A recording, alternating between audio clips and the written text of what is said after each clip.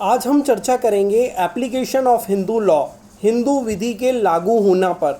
स्वतंत्रता के पूर्व भारतीय न्यायालय ब्रिटिश संसद के द्वारा पारित किए गए अधिनियमों तथा प्रांतीय न्यायपालिका के द्वारा स्थापित कानून को अनुवर्तित करते थे। इसके अतिरिक्त न्याय, साम्य, सद्विवेक के सिद्धांतों को भी प्रयोग में लाया जाता था।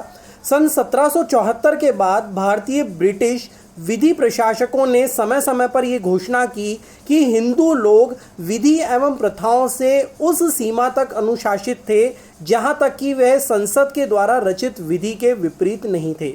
भारतीय संविधान के अनुच्छेद 377 में ये कहा गया है कि वे सभी कानून जो भारत में संविधान लागू होने के पूर्व प्रचलित थे, राष्ट्रपति के द्वारा आवश्यक संशोधनों के साथ जहां वे आवश्यक समझते हैं उस अवधि तक उसी रूप में प्रचलित में रहेंगे जब तक कि वह सक्षम विधानमंडलों द्वारा अथवा किसी अन्य सक्षम प्राधिकारी के द्वारा परिवर्तित नहीं कर दिए जाते अथवा संशोधित या निरसित नहीं कर दिए जाते।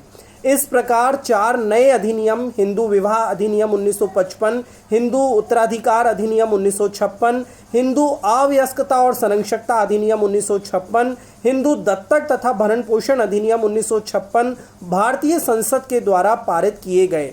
अब इन अधिनियमों से संबंधित विषय अधिनियम के अनुसार ही निर्णित किए जाएंगे।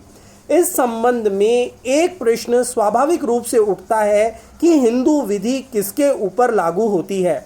इसका सरल उत्तर यह है कि हिंदू विधि हिंदुओं के ऊपर लागू होती है। हिंदू कौन है? दूसरा प्रश्न यह उठता है कि हिंदू कौन है। इसका एकमात्र उत्तर यह है कि वे सभी लोग जो अपने को हिंदू समझते हैं तथा दूसरों के द्वारा हिंदू जैसा जाना जाते हैं, हिंदू हैं।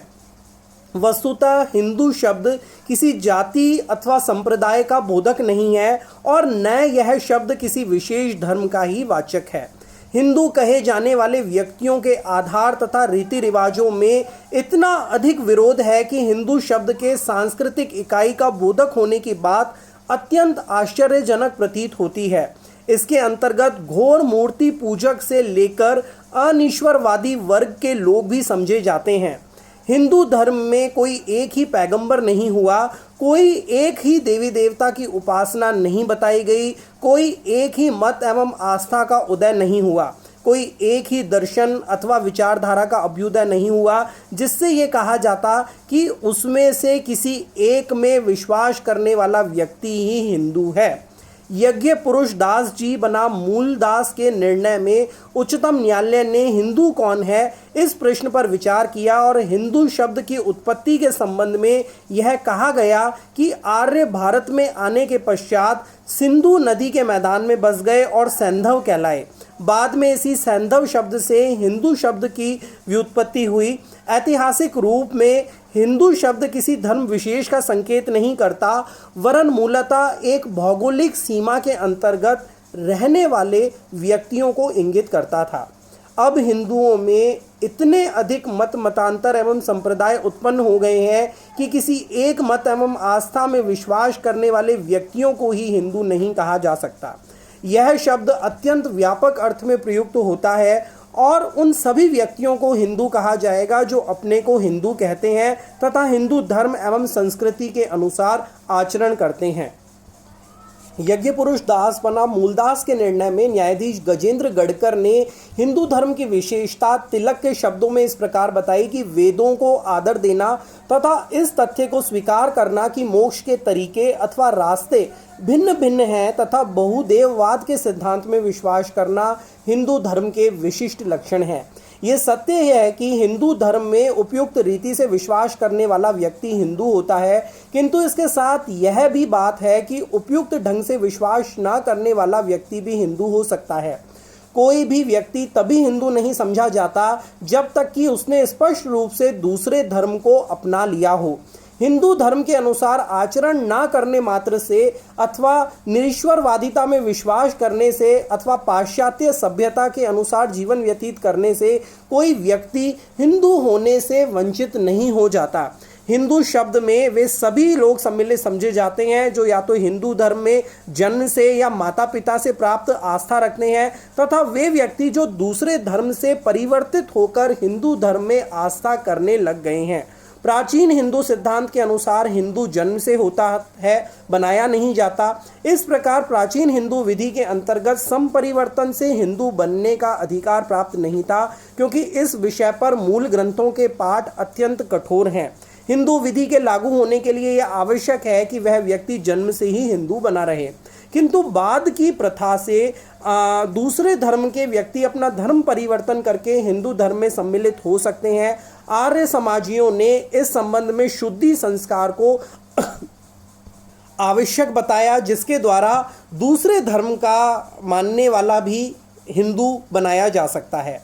पेरुमल बनाम पोन्नुस्वामी के मामले में उच्चतम न्यायालय ने ये अभी निर्धारित किया कि कोई भी व्यक्ति अपनी इच्छा से स्पष्ट अथवा परिलक्षित घोषणा करके यदि किसी विशेष हिंदू संप्रदाय के आचरण का पालन करता है और उस संप्रदाय अथवा जाति के लोग उसे हिंदू स्वीकार करने लग जाते हैं तो वह हिंदू मान लिया जाएगा। इस प्रकार के मामलों में धर्म परिवर्तन करने वाले व्यक्ति के आशय एवं आचरण पर ध्यान देना आवश्यक हो जाता है। मोहनदास बनाम देवसोम बोर्ड के मामले में केरला उच्च न्यायालय ने यहाँ तक कह दिया था कि जब कोई व्यक्ति यह घोषणा करता है कि वह हिंदू धर्म का समर्थक है और इस प्रकार की घोषणा वो किसी दुर्विचार से नहीं करता बल्कि सद्विचार से युक्त होता है, तो यह समझा जाएगा कि वह हिंदू हो गया है। इस वाद में जेसुदास जन्म से एक कैथोलिक ईसाई तथा पर्दे के पीछे का एक मशहूर गायक था। वह हिंदू मंदिर में भक्ति के गाने गाता था तथा एक हिंदू की भांति उपासना करता था। उसने एक घोषणा में अपने आप को हिंदू बताया। न्यायालय ने इस प्रकार की घोषणा पर उसे हिंदू होना अभिस्वीकार किया। हिंदू जन्म से होता है तथा बनाया भी जाता है। ये प्राय कहा जाता है कि हिंदू जन्म से होता है, बनाया नहीं जाता, किंतु ये कथन सत्य नहीं है, क्योंकि इस नियम के अपवाद भी हैं। हिंदू शब्द से तात्पर्य केवल उन्हीं व्यक्तियों से नहीं है जो हिंदू माता पिता से पैदा होते हैं, वरन उन लोगों से भी है जो हिंदू धर्म को बाद में अपना लेते हैं।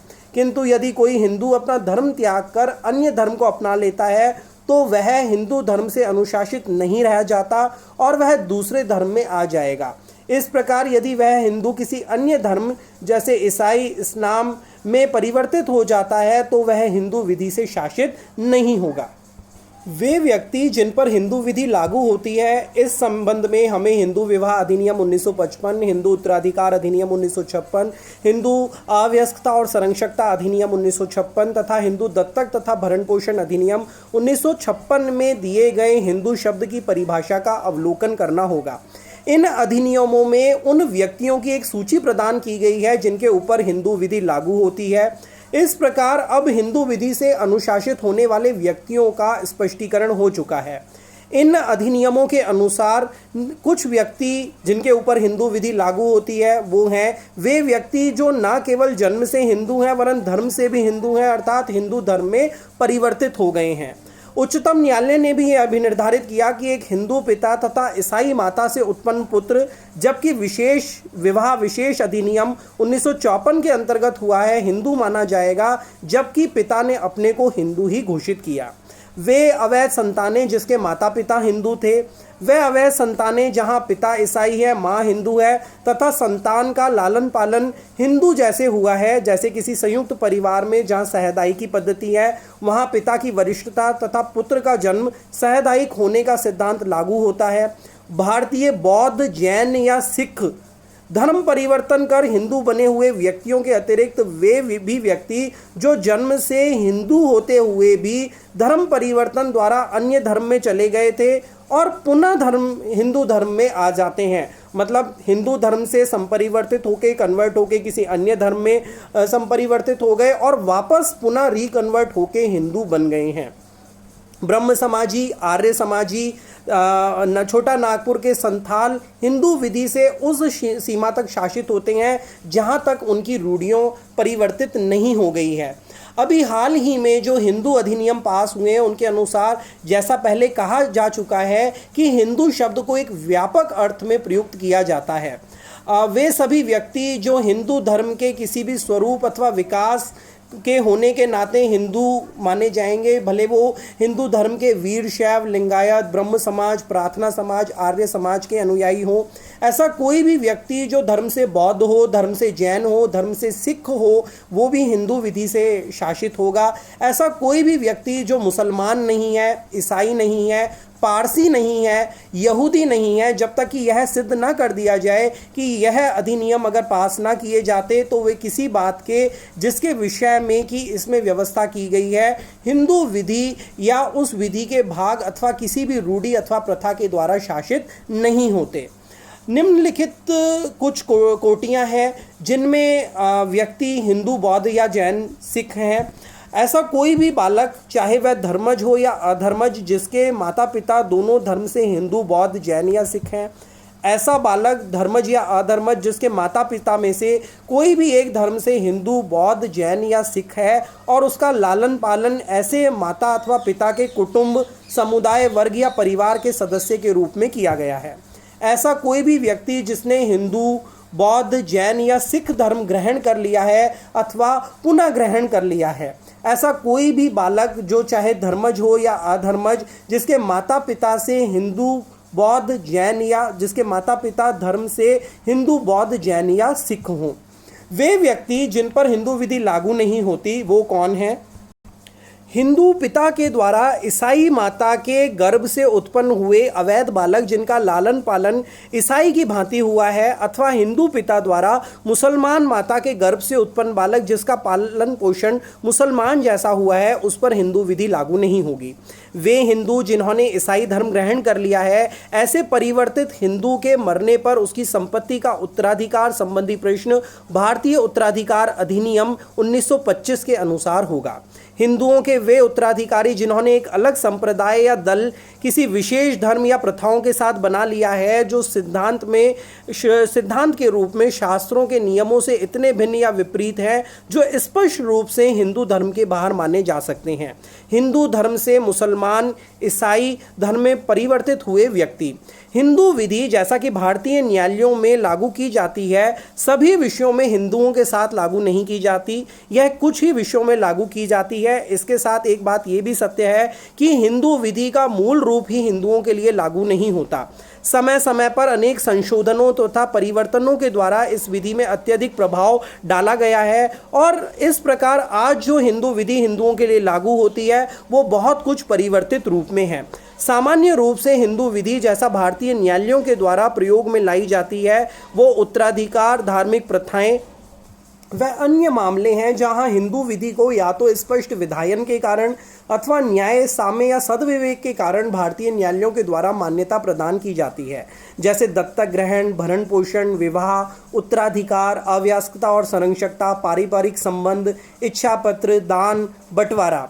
यह बात विचारणीय है जहां तक कि सामान्य तथा संविदात्मक दायित्वों का संबंध है, वहां हिंदू विधि से प्रशासित नहीं होता वरन दंड संहिता, संविदा विधि, अपकृत्य विधि तथा सिविल प्रक्रिया संहिता से प्रशासित होता है।